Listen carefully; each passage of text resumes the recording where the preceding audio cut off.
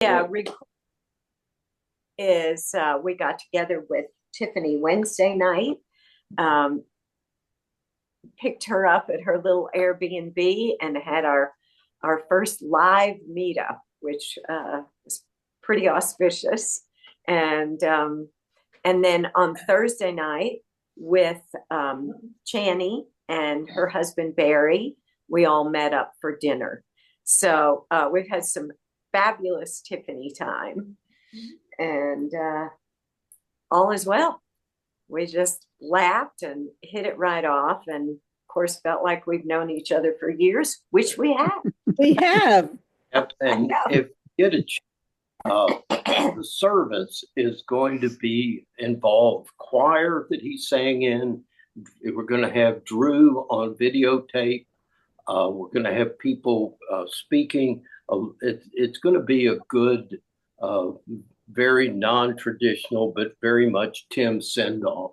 So I hope you can possibly make that if you've got the time. So it's at 11 Mountain Time, and I sent that out to my group text. But if you want a personal link to that, we can put it in the chat. Did I send it to you and you can put it in the chat, or can I?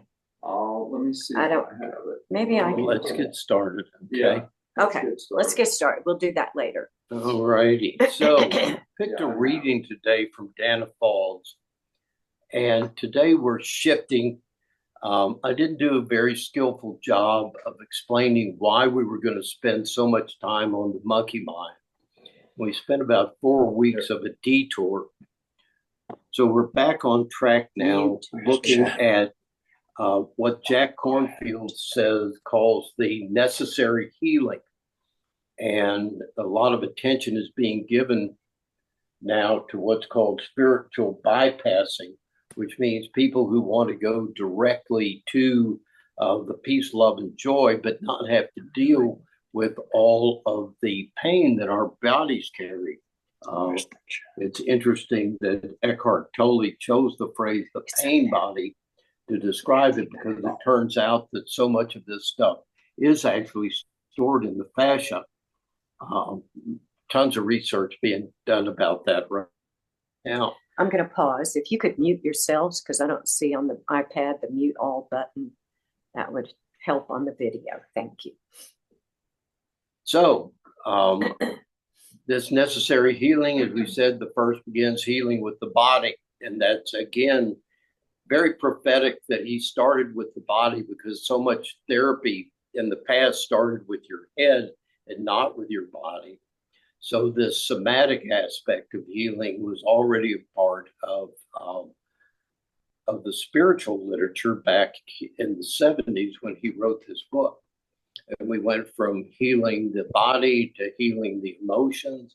And now we've got a context for healing the mind. Before we jump into that, I wanted to give us a little bit of a recentering on this. This is from Dana Faulds. She says, despite illness of body or mind, in spite of blinding despair or habitual belief, who you are is whole. This is fundamental difference in approach. Let nothing keep you separate from the truth. The soul, illumined from within, longs to be known for what it is. Undying, untouched by fire or the storms of life, there is a place inside where stillness and abiding peace reside. You can ride the breath to go there. Despite doubt or hopeless turns of mind, you are not broken. Spirit surrounds, embraces, fills you from the inside out. Release everything that isn't your true nature. What's left, the fullness, the light, and the shadow, claim all of that as your birthright.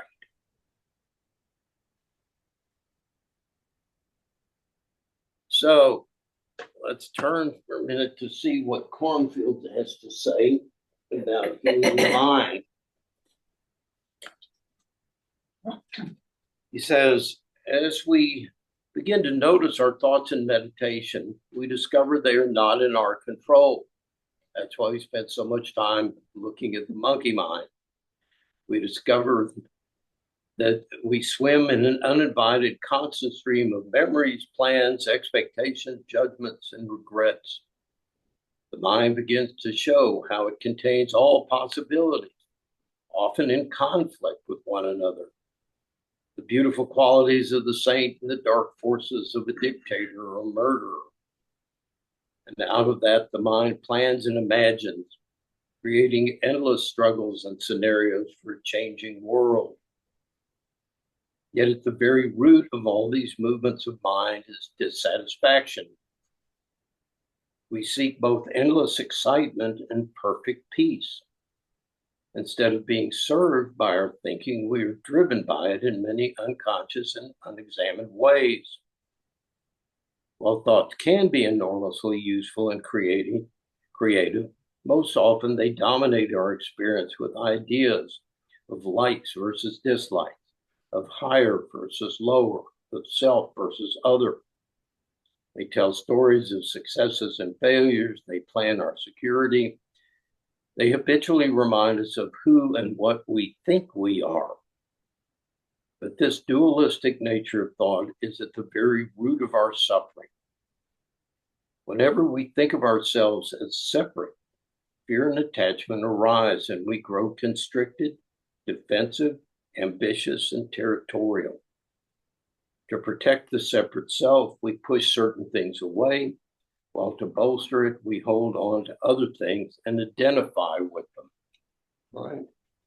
Well, let's just stop and differentiate between two kinds of mind.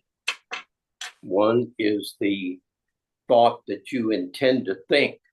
If I say, I'm going to pick up this glass, that's a thought that I'm directing. If I'm sitting and meditating and I have the thought, I need to go to the grocery store today, that's a conditioned thought. That's what the Buddhists mean by thoughts without a thinker. So people think that as meditators, we're anti-mind. No, we're not anti-mind. We're anti-mind that is conditioned, okay? That's associated with trauma, with past experience, with all the oughts and shoulds that we've been indoctrinated with. So part of the healing of the mind is to begin to recognize how much of the thoughts that we're thinking are part of our trauma. And that if we pay attention to staying in that mode of defense, of fight or flight, that we never are going to enjoy the other benefits of mind that are present in what we call the vagal part of our nervous system, which is, I think, Tim in many ways embodied that curiosity, that openness, that compassion for other people, which naturally occurs in that state. So to begin to understand, and it's taken me years to really understand what they mean by a separate self. And when you think of a separate self, it means that I am not a part of a greater whole, that I am a unique creation that is at the center of the universe, and that everything that happens in my life needs to be catered to my desires and my dislikes. So it begins with a fundamental kind of divide, and the Buddhists have a wonderful thing, Tibetan Buddhists, that I'd encourage everyone to look at and study. It's called the Wheel of Diluted Existence. And at the very center of it is the yin and the yang, the beginning of the recognition of duality. And as Matthew and I talk about a lot, duality doesn't mean that it's not a unity. Duality simply means that it's capable to discern opposites like hot and cold, and yet have them a part of a unified whole, that they are connected in some way. So today we're going to celebrate Tim's life. But the minute Tim started living, he also started dying. That's inseparable, okay? This me that I call me is not separate from a whole process, a universe that spent 13.8 billion years bringing me into existence. Now, when the monkey mind sets up shop and says, I like this and I don't like this, I'm going to pursue this and I'm going to avoid that, that's the beginning of suffering. Does that make sense? Because I've immediately gone to war with life unconsciously. Yes. So anytime we begin, and this is in every tradition, it's even in recovery, I tell people, we're going to only ask you to give up one thing, because one of the things we talk about is surrender. Well, what am I going to surrender? I never liked surrender. It gave me an image of a God who's dominating me and controlling me, and you have to submit to my will. No, it's not surrender in that sense. It's surrender of giving something up. So the question is, for example, if you're caught drunk driving, the guy's going to say you to surrender your car keys. So I give over my car keys. Now I can't drive legally, but everything else in my life I can still continue to do, right? Continue to think, continue to go to the store. I have all that freedom. The only thing you give up is self-will. I want what I want, and all I want is everything I want all the time. Is that too much to ask? And the answer is, yeah, that's a lot to ask, but that also has to be recognized as the source of all your suffering. So if you'll notice, the discussion is always about letting go of that which creates your suffering. So shifting from identifying with this part that wants the world to be the way we want it to be, to the part that Dana Faulds was talking about, to this part of us that feels a part of the greater whole, that feels that sense of connection, that is able to go with the flow. In Taoism, it's called the watercourse way. Look at water. It always seeks the lowest level, and yet it erodes rocks. It conforms to the shape of its container. That had a very big influence on Buddhism when it passed through on its way to Japan to become Zen. So when we say the mind, two fundamental shifts that we do in healing the mind. One is to let go of the sense of I want, of a separate self. And the second part is once we can do that, we begin to settle into a part of us that's compassionate. So many of us are trying to be compassionate. And the reason that's never going to work, folks, is that when you strive, you immediately shift into fight or flight, even if what you're trying to strive for is spiritual. That's why Father Kennedy said there will be no spiritual seeking. There will be no intense introspection. There will be no self-help. Just sit. Because anything other than that doesn't heal. Does that make sense? You're still staying in the part of you that's stuck, that's conditioned. It puts your body in fight or flight. You can't be in ventral and be in fight or flight at the same time. They're two different parts of your nervous system. So as we practice, what we're practicing is really recognizing the disturbances in our body when we start struggling. Okay. So often the messages, one of the hardest things to get across to my people who've been traumatized is, well, I don't have any memories. Thank God you don't have any memories. That's one of the protective devices that our body has, is to push that stuff out of our conscious memory. But you do have body memories. So anything, even in your meditation, can begin to trigger that fight or flight, that tensing, that constriction. And you don't even have to know what that is. That's right. You don't have to say, therapy. oh my gosh, what's that? Yeah, identify why you're constricting. And so we get anxious. I've got to understand it. No, you don't. That's why we spend so much time on energy. It's just energy wanting to release. Sometimes that energy triggers thought. Sometimes it triggers emotion. It doesn't matter what it's triggering. It's all grist for the mill. So as we sit, remember the thing we heard last time. There is no situation, zero situation that isn't improved by opening. Every exhale. I opened with the inhale. I use the inhale to stretch, and I may talk about some of that today. Actually, you let go on the exhale. Okay, you don't need to know what you're letting go of. So you're right. Create the space wherever it is, wherever you feel it in the body, whether it's in the mind. Your thoughts are just coming like that. Breathe space into it. If it's an intense emotional space and you're feeling anxious, just breathe space into the anxiety. Let the energy go. Feel the tightness in your body. Let it go. So, yeah. Okay. So, where's our bell? I'll let Linnell bring us in. And if you have any questions, make a note and we'll come back to it later.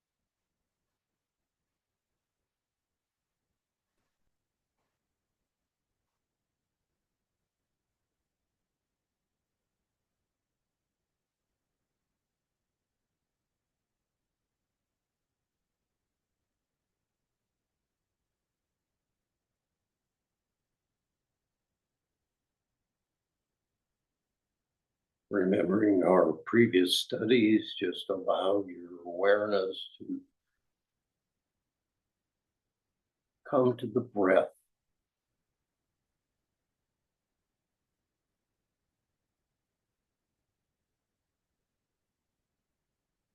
Allowing the out breath to be just a little bit longer than the in breath.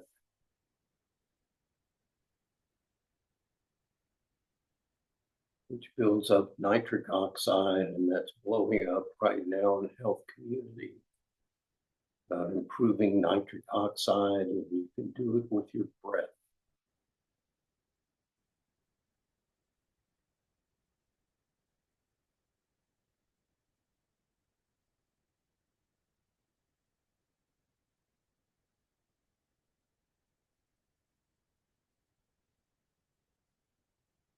Slowing the breath naturally begins to shift you ventral with no effort.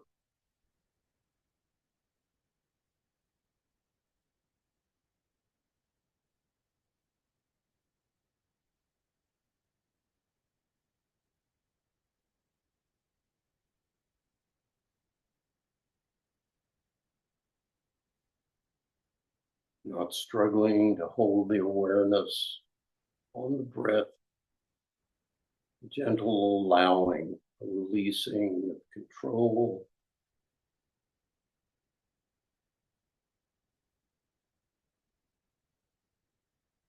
Releasing, needing to understand.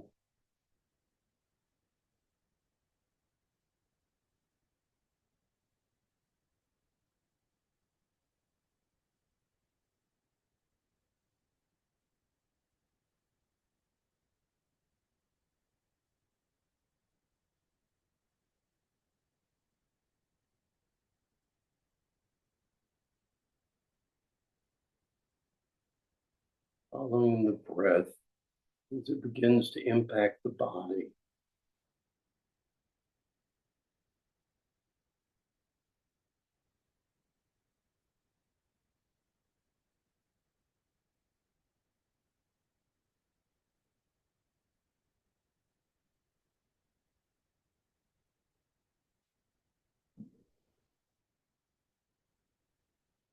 Feeling sensations in the sinus,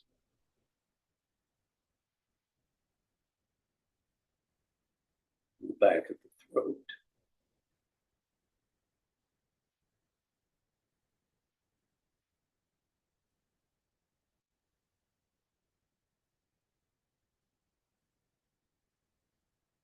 Into the trachea.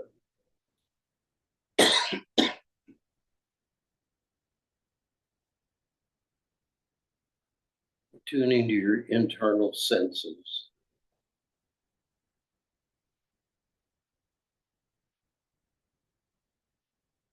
Sensations often below the level of awareness allowed now.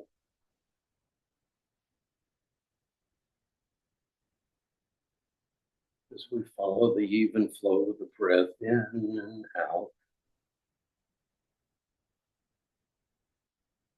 Hiding quality of the in-breath.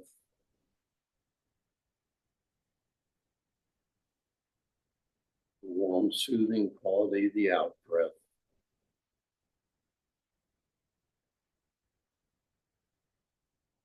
All held gently in expanded awareness.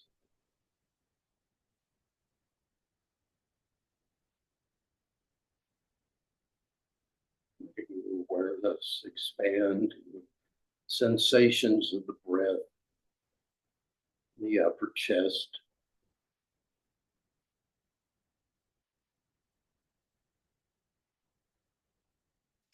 Movement of the shoulders.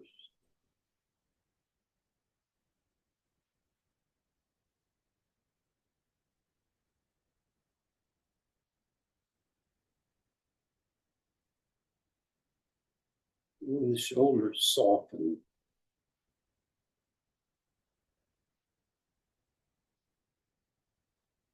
Allow the space between your shoulder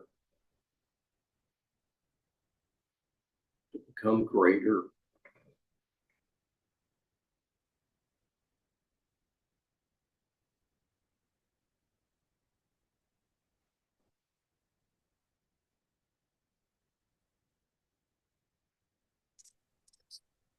Breathing space into the upper chest.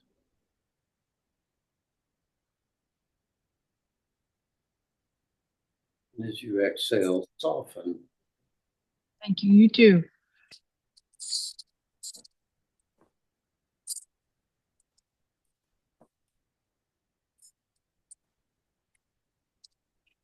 Participants.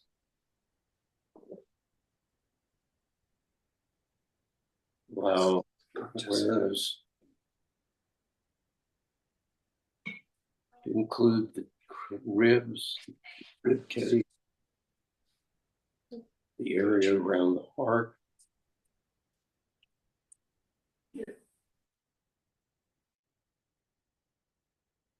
Again, breathing space into any constrictions with the even breath.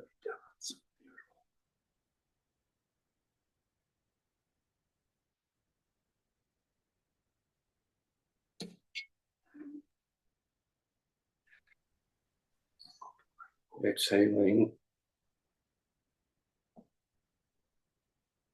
and feeling yourself let go of anything that's been trapped.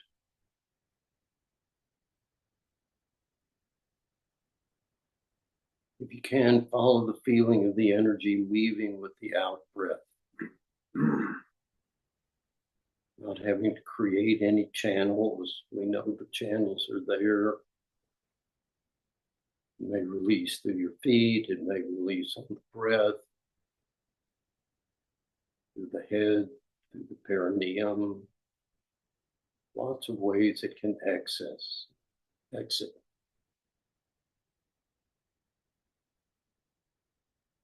If your mind has drifted off, go back and see if you can continue to hold awareness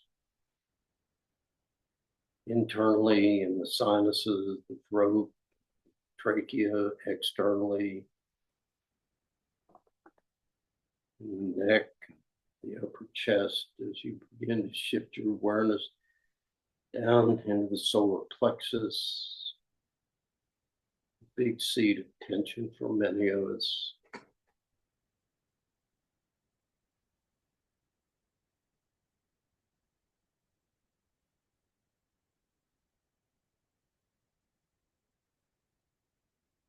Noticing, holding any resistance. Imagining it like a fist that's holding its energy in your body. Fist gradually releasing as you breathe in, breathing space into the fist. And as you exhale, again, just releasing that pent up, trapped energy.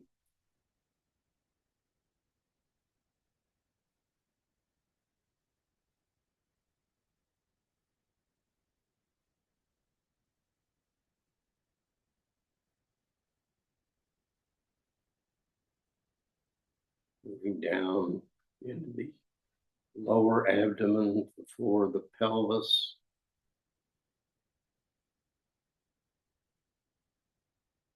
Breathing in space,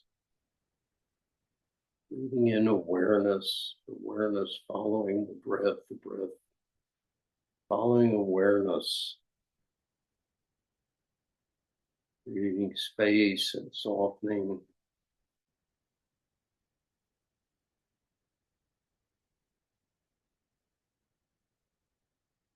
No force. Letting go of any idea of what should be happening. Simple awareness of allowing the breath to work. Seeing its impact, not because you've read it or I say it.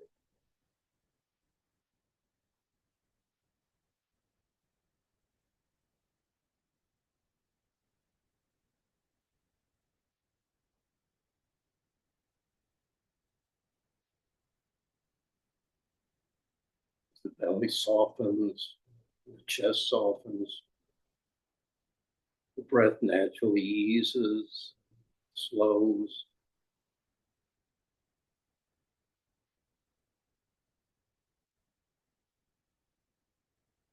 Noticing an upward cycling as the body calms, awareness expands. As awareness expands, the body softens.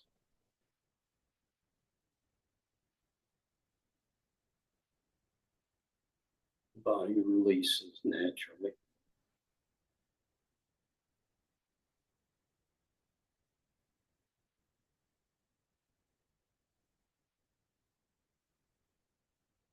Allowing your awareness to experience the arms and hands and fingers.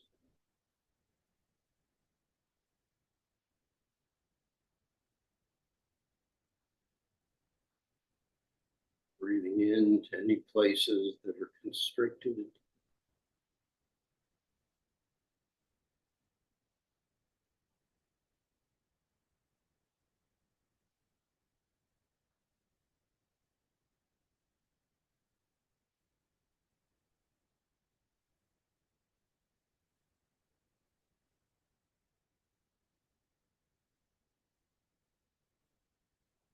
Your awareness into your hips, thighs.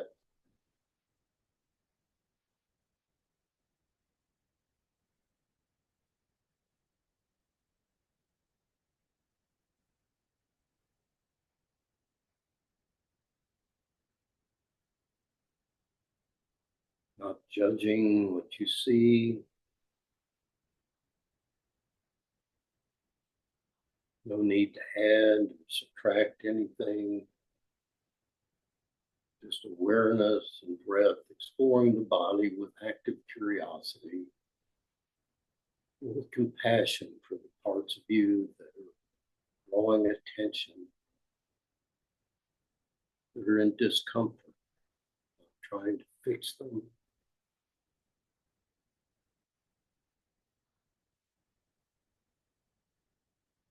Beginning to discipline yourself to overcome the natural tendency to clench against discomfort.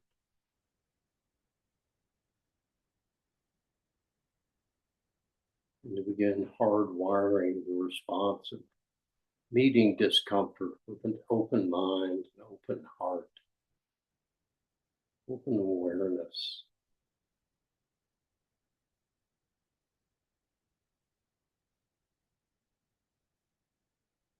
Creating safety for the body.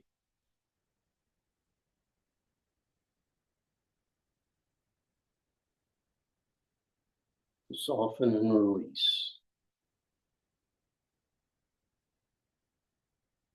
Finally, taking in the head, face, the mask.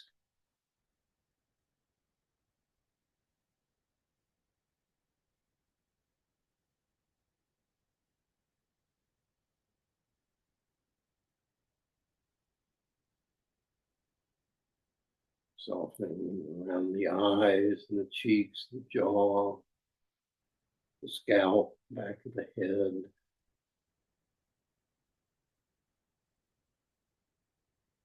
Bringing the healing balm of the breath, of space, balm of compassion and awareness.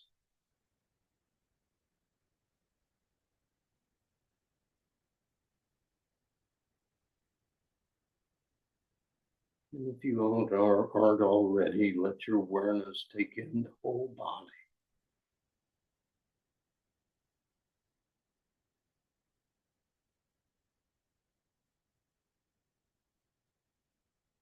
Breathing, allowing the whole body to soften.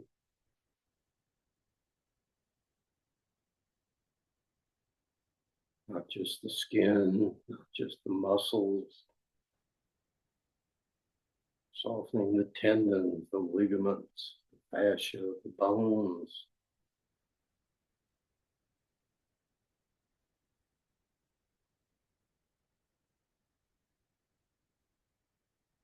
Awareness in the whole body. The spaciousness of simply being.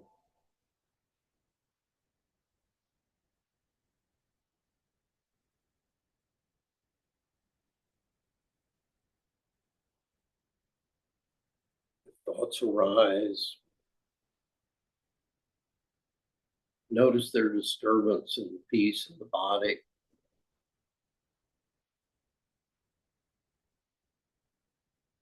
Allow them to float through.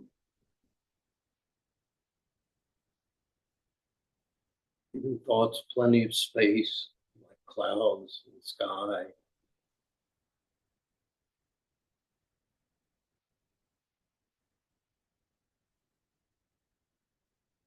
Allowing the mind to settle into its natural state of spacious awareness.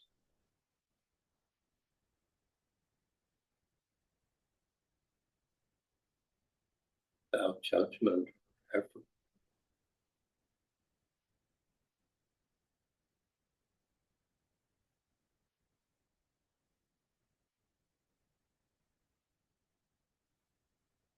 Body softens, you'll know when constrictive emotions like anger or anxiety or angst emerge. Breathe into their constrictions, giving them plenty of space to express themselves, trusting that they'll die of their own impermanence in time.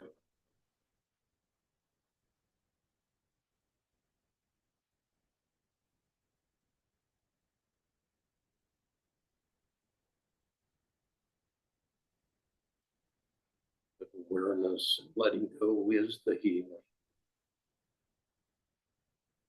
not understanding.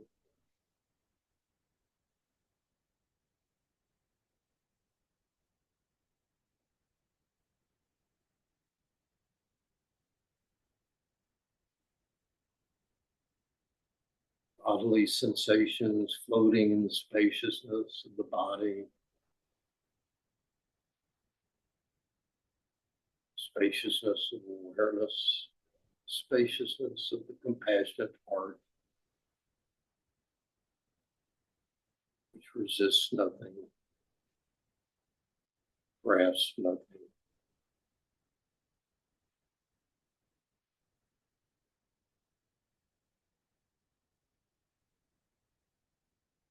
As you soften,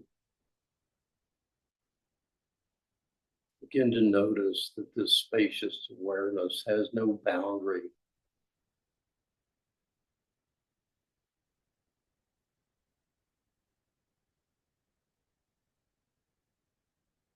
Your awareness exists outside the outline of your body.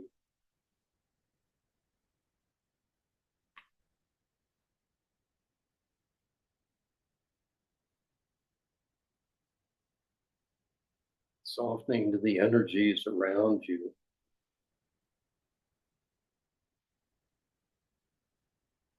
Temperature of the air, the sounds.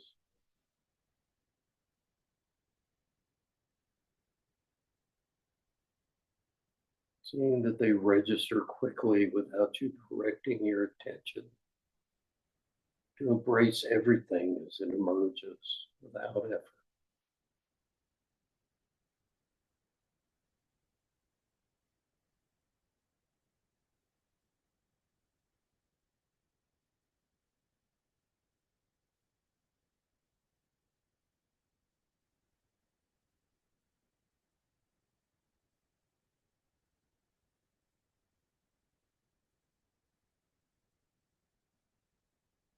If you drift off, what you inevitably will,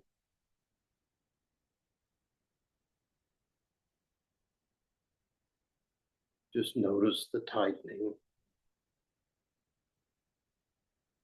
Come back to the breath.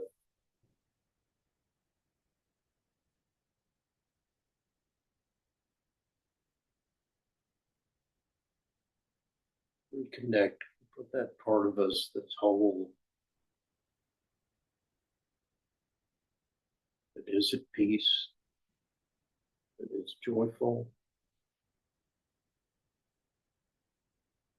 where we feel worthy just as we are.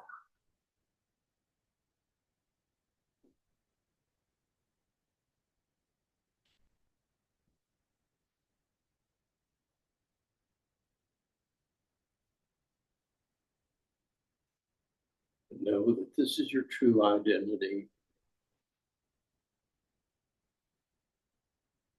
Spacious awareness of the true self,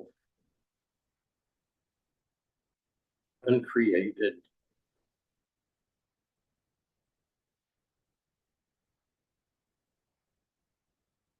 ever present.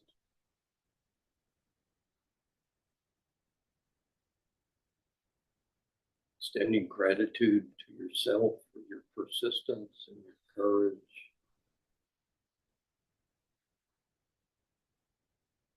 For your continued curiosity.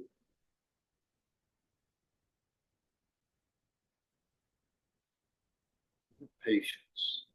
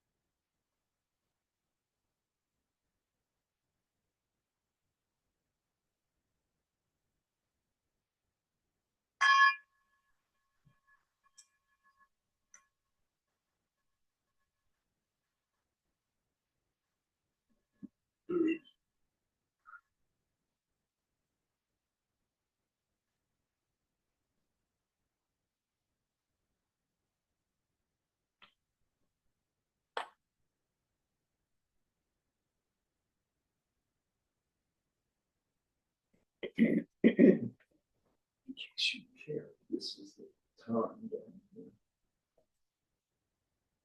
Thank you.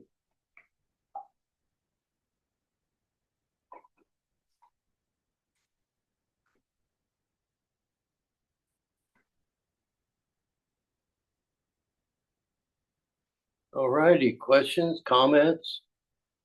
I feel like Anthony Bourdain broadcasting from all kinds of places this year. So makes about our 7th different locations. Go, questions, comments?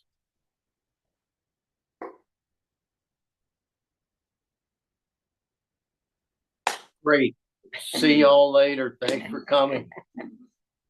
We're enlightened. And now, here's what we need to do. Let's watch so this. This was something interesting that came to me this morning in an email, and I just wondered how it hits you. Because it does sort of pertain to what you were talking about earlier, and that is, with our thoughts, we make the world. Okay. This is very fundamental to the Buddhist thought. And any of you who've studied philosophy, they're very much in the camp of the idealists. The idealists, like Immanuel Kant, who said, we never can know reality in and of itself. He called it the Ding and Sitch, things as they are, that it's always filtered through the mind. So what we know is not the mind, it's not reality. We know the mind, and that's a part of this, of healing the mind, is to quit mistaking what your brain is doing for who you are. If you work with me, if you were one of my clients, I would over and over again quit saying, I do this. No, you don't do that. I think that. I think that, or I believe this, or I want this, or that. No. And some of my people are smiling up there because they get tired of getting smacked in the head, because I really, you got to take this seriously. Every thought you think is rewiring your brain. It's neuroplasticity. Back in the 70s, John Lilly, who was the guy who did communication with dolphins and did sensory deprivation tanks and dropped acid, he wrote another pivotal book called Reprogramming the Human Biocomputer. Wasn't that phrase? Reprogramming the human biocomputer. So what you're dealing with is literally a program that someone else wrote. That's the matrix. You think the matrix is a beautiful, beautiful analogy. You are jacked into something that is generating a reality. It's a projection. You think that it's real. You think that it's you. You think you are the actor in this drama that's unfolding, and you're not. You're the thing that's receiving all this that it's jacked into.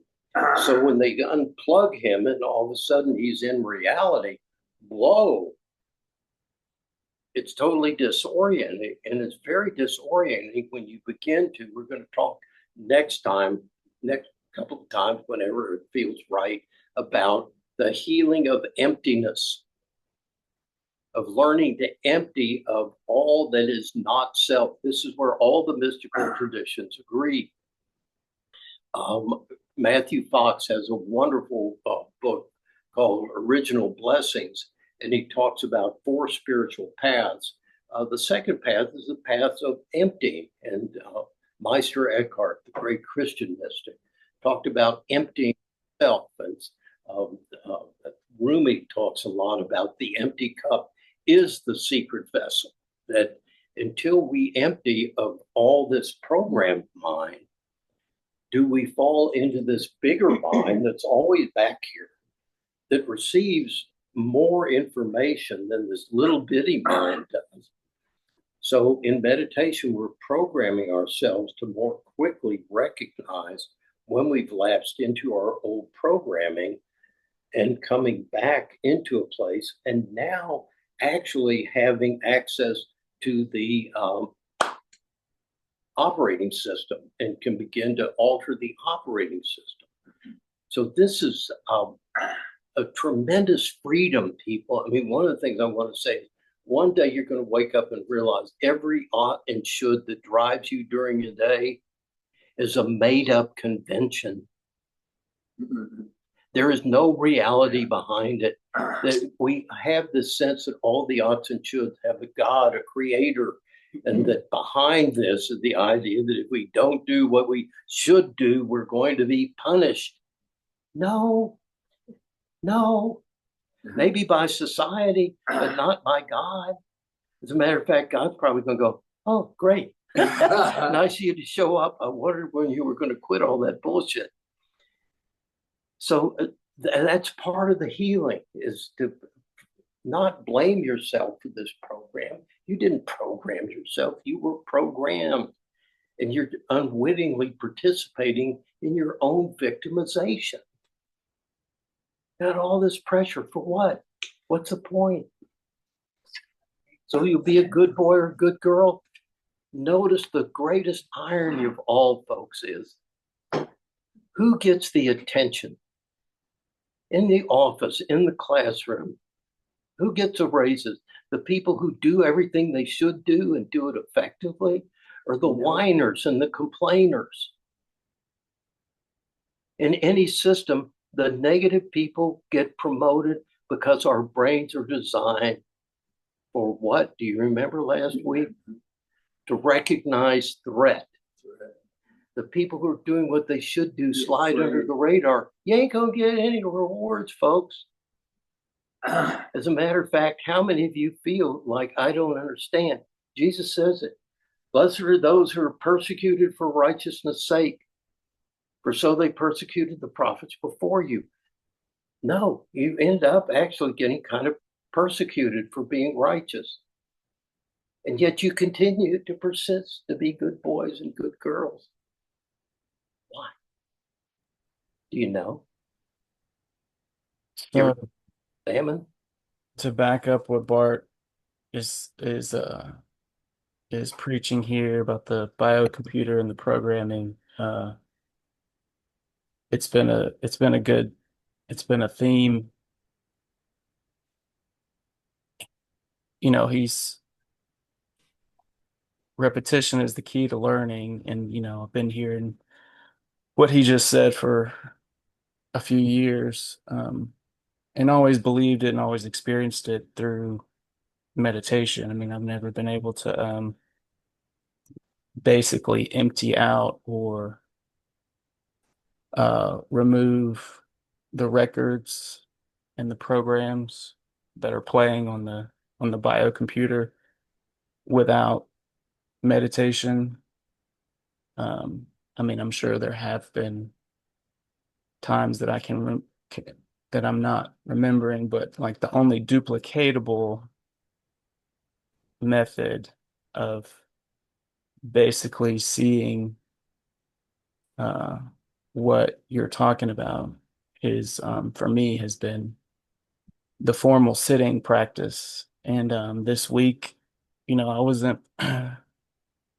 I was in a real, it's funny looking back at it, but a real the program was playing of anger and hatred and resentment, and which is a common theme over my past year. And it was profound when I went and sat. I've been sitting more just before I start my day. Sometimes it takes me 2 or 3 hours to find the willingness to sit, but I don't do anything else until I sit. And it's been profound, a lot of profound changes. And it's amazing to see, half an hour later or 20 minutes later, thinking, I'm sitting and going, wow, I don't know, this is this program has got a hold of me. And then in 20 minutes of constantly letting go, I also think of it as a record player, and I'm constantly listening to which record is playing and taking that record off of the player, which is the same as watching the mind and removing the program. So a big common theme for me in the week is which program is running, and that really gives me some distance from it, as is what he's saying. And yeah, finding myself emptied out at the end of that, and hearing what he's saying is one thing, but experiencing it over and over and over is kind of, the only way that I've been able to, learning what he's saying through the words and the mind is one thing, but it's the experience of actually sitting and removing all those programs and knowing what's left is the expansiveness and the spaciousness and the true gold of the Buddha natures. It's been pretty profound. So I just wanted to offer that as backup for what he's preaching here. Okay. Thank you. Thank you, Matthew, for making that real. Thank you. Matthew, I love your use of the image of what album am I playing right now? And I can turn it off. I can take it off the turntable and not put anything on or put on something else. I love that way of thinking of it. That's going to be really helpful. In 20 minutes, I'll probably take 10 albums. I just keep continually taking the album off the player and leaving it empty. And then the inherent album of the true, that there's love there is, where the Buddha nature, that the gold underneath all the programming. Yeah. That you don't have to create, you don't have to try. There's no effort in it. You fall into it. And just so you know, the record in my head right now is Tiny Tim singing "Tiptoe Through the Tulips." So Runaway in Horror. So again, what are you programming? So when those records are playing, the bad news is they're continuing to reinforce the program. Do you follow that? Yeah. Mm-hmm. On There's a keeping groove, those a neural rut. pathways. Yes. Yeah. That's why they're so easy to fall into. Imagine that the new behavior just kind of skates around. It doesn't have a lot to anchor it yet. So the more you do that, as Matthew says, the more there is for you to latch on to, the quicker you pop out, and the more you can practice that present moment awareness. So there will come a tipping point. And I know you were a little offended when I said you can meditate during all your activities in the day. But it really does become possible to do that at some point where you're spending more time programming, letting go of thoughts, creating space, just letting things pass through you. So now it gets easier to let go of the program. It emerges, you spot it almost immediately, you shut it down. And that's what they call extinguishing. That's your karma. Okay, when we talk about karma, karma means every act, every thought is having an indelible imprint on your mind and your body. So what you practice is what you're going to get. You're going to get it's garbage in, garbage out. Works just like a computer. So the less time we spend reprogramming, doing the old stuff, rehearsing it, the more time we have to do the new stuff. So be patient. How long did it take you to get programmed, Matthew? 44 years. There you go. So I figure it takes about 22 years to unprogram. I'm serious. And even then, with any experienced meditator will tell you the old tapes still run. And you're the lucky one. You're the youngest one here. You have time. Yeah, less damage to heal. Okay, anybody else before we go? I think last week I mentioned, or maybe it was the week before, about my newfound awareness of all the birds around me. Yes. It's an amazing, I don't know if I just never noticed before. I wasn't paying attention because I was playing a different record Yeah. in my mind. I was running through the record of all the things that I need to do or I didn't do right or, whatever.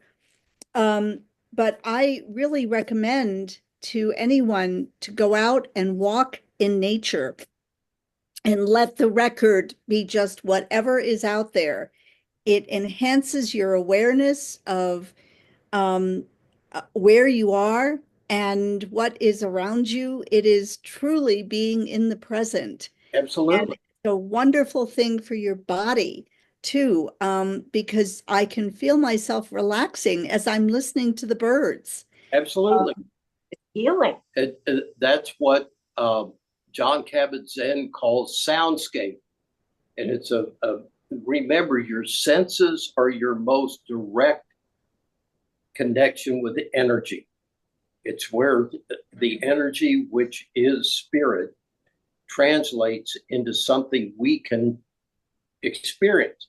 So, and like you're saying, you look, that's why I love space pictures where you got infrared, ultraviolet, X-ray, visible light, same picture, 4 different pictures, right? Each one of it is a different sensor, but it's giving a different interpretation of reality. So your hearing is a direct, touch is direct. Yeah.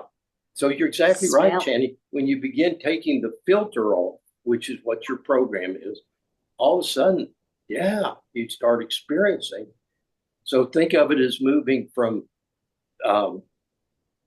what was the figure she gives now? 10 million bits of information coming in a second, and you've gone from experiencing 20 to 40. Man, that's 100% increase. That's amazing. And it's all birds. Yeah. I have a poem I'll try to send you. Yeah. That's why. Sometimes it's nice to meditate out among the birds. Yes. Yeah. Which we did the other day. Yes. We tried our bird identifier and found 7 or 8 different birds we were listening to. I've had the Merlin app for years. Yeah, and I can put birds. Yep. Yep. I put the Merlin app, I put my phone on the table on my balcony outside with the Merlin app running. Yeah. And within 3 minutes, I've got 9 birds there. Yeah. And they are singing this symphony of Good. incredible music. And I'm astounded and I'm thinking, did I never notice that before? Because I was sitting out on my balcony, self-absorbed in who knows what. Yeah. How did we miss it? How did we miss it? Yeah. Good for you. Any burning desires or burning bushes? Anything going on out there before we leave? All righty, dear. Okay. Romy. Still honoring Tim. Yes. You bet. Big. This is Tim's day. Yeah. Yeah. So, Yeah. In a big way. Thank you for getting morning. All right. Deep breath in.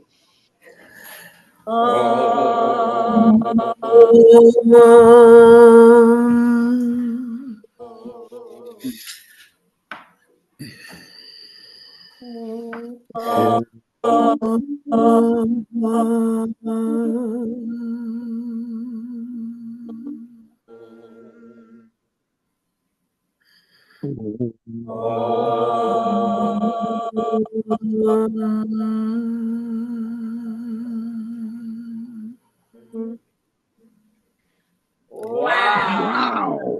Oh, Wow. Woo! Yeah. Thanks, everybody. yeah. yeah, thanks, everybody. Have a See you in great a couple of hours. weekend. Tune in if you can. So, yeah. The link is Link is in the chat. room. Matthew put it there if you want to for the live